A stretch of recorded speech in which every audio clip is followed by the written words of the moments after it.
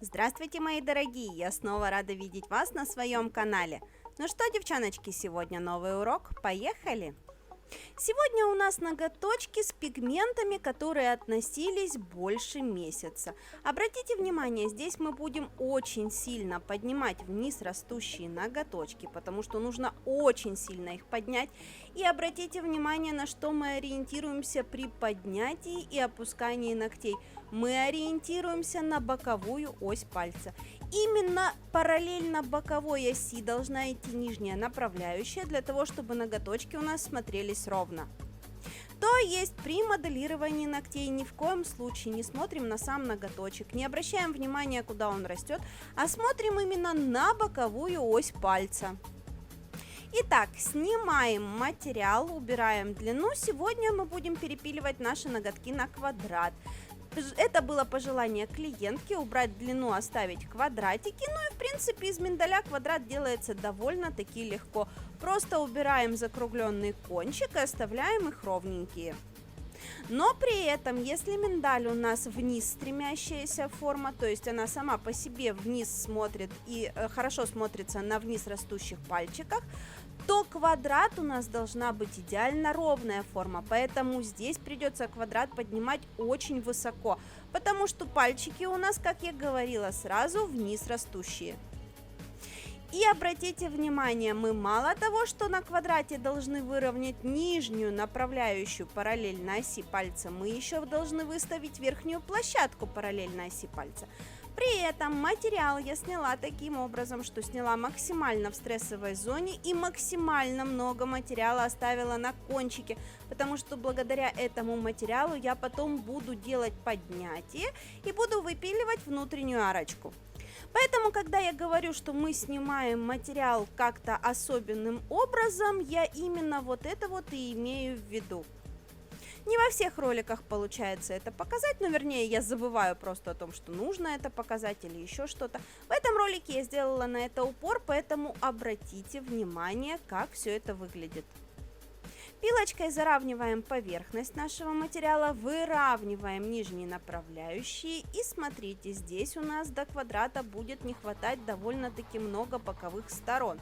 Именно эти боковые стороны мы будем моделировать из материала, когда будем делать выкладку.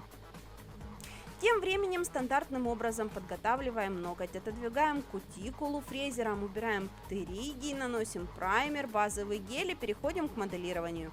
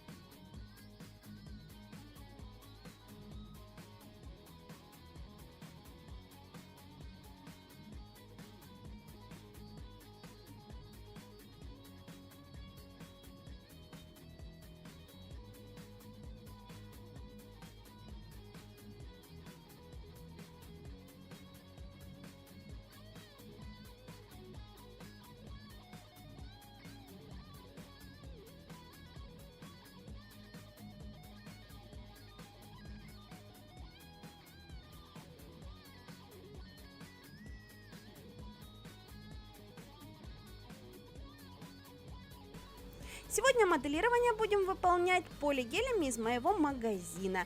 Безумно обожаю этот материал, очень долго я его искала, вложила в него всю душу, и он действительно кайфучий.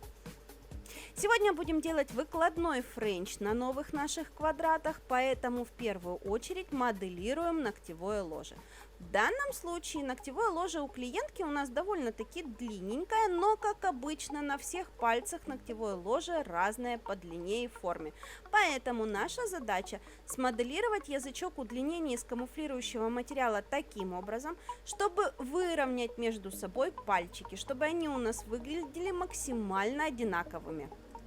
При этом усы и улыбочки выставляем не в точке роста наших ноготков, а чуть-чуть повыше, чем точки роста, потому что будем делать так называемый френч на вырост, чтобы он до коррекции смотрелся еще довольно-таки аккуратно. После того, как выполнили удлинение на всех пальчиках, мы его опиливаем и добиваемся идеального бортика. Если вдруг вы не видите этого бортика, когда опиливаете чисто борт, то сделайте вот такой вот маневр, пропилите ноготочек сверху. Это, конечно, занимает немножечко больше времени, но так очень хорошо и четко видно будущую линию улыбочки. Я уже этим маневром не пользуюсь, здесь я показала для вас, как можно облегчить эту работу. Но, тем не менее, даже если вы уже привыкли делать выкладной френч, то эта манипуляция будет вам уже не нужна. Сравниваем между собой ноготки. У нас средний пальчик должен быть самый длинный. По правилам моделирования ногтей не должно быть 3 одинаковых пальца, средний, безымянный и указательный. Они должны быть немножечко разные. Между собой одинаковыми должен быть безымянный и указательный пальчик, средний немножечко длиннее, мизинчик немножечко короче. Для того, чтобы подстраховать себя и потом не потерять усики нашей будущей улыбочки, пробегаемся твердосплавной фрезой. Пропиливаем материал до ногтя, но без ногтя. Обратите внимание, очень аккуратно работаем в этих зонах, потому что там уже практически сразу у нас натуральный ноготочек. Нам нужно снять максимальное количество материала и при этом оставить свой ноготь в покое, то есть не пропилить дырки в ногте.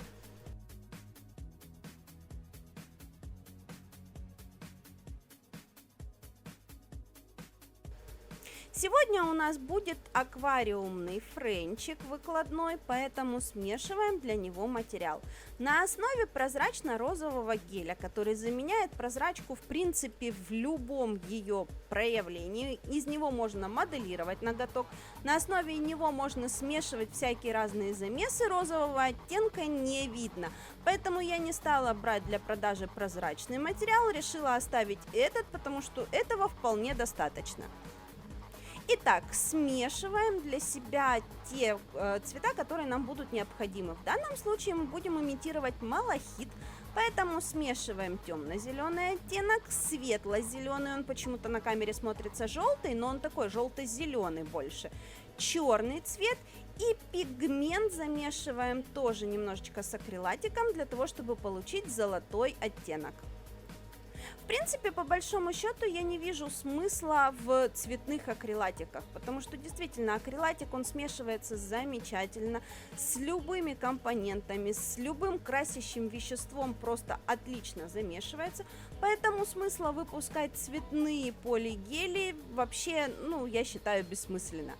Итак, мы намешали для себя материал, который нам будет необходим, а теперь палочкой выкладываем его какими-то непонятными разводами. Чем непонятнее разводы у вас в данном случае получатся, тем интереснее выйдет ваш результат. Стараемся делать именно разводы материала, для того, чтобы материал не перемешивался, не смешивался в один цвет, а оставался вот такими какими-то разводами и прожилками. Смотрите, уже смотрится довольно симпатично. И таким образом мы выкладываем все кончики наших ногтей, поднимая кончики на нужную нам высоту. Не забываем об этом, ногти у нас вниз растущие, нам нужно их поднять. И таким волшебным образом моделируем кончики нашего френча. В данном случае у нас такой френч будет только на одной руке, поэтому я периодически подхватываю по одному пальчику, просто для того, чтобы клиентка никуда не впилялась этой рукой и нигде не щухала мою выкладку. Поэтому я выкладываю язычок, вернее не язычок, язычок мы уже выложили, просушили, мы выкладываем кончик. Я выкладываю кончик и отправляю в лампу буквально на секундочку подхватиться. Потом, когда когда полностью вся рука будет выложена, отправлю клиентку на окончательную просушку на 2 минуты, потому что здесь акрилатик у меня замешан с красящими веществами, поэтому время просушки будет у него увеличено. На самом деле акрилатик просыхает буквально за 30 секунд. Теперь же переходим к опилу. Явно лишний материал, тот, который у нас не ложится в форму, снимаем сразу же при помощи фрезера, для того, чтобы не пилить руками. Все остальное буквально в 2 движения пилки мы выпилим, и у нас получатся красивые, потрясающие квадратики. Обратите внимание, как я пилю площадочку. Как я говорила, площадка должна быть максимально ровная, поэтому я ни в коем случае не заваливаю пилку на себя, не пилю на себя от себя, да, то есть движение, а движение у меня со стороны в сторону. И благодаря этому моя площадочка получается ровненькая. То есть квадрат у нас должен быть параллелен со всех сторон. Если мы смотрим на него сверху, то между собой должны быть параллельны 2 боковые стороны, да, вырисовывать наш квадрат, и торец к ним должен присоединяться под углом 90 градусов. Если же мы смотрим на квадрат сбоку, то квадрат сбоку должен быть параллелен между собой верхняя площадка и нижняя направляющая, и все это безобразие должно быть параллельно боковой оси пальца.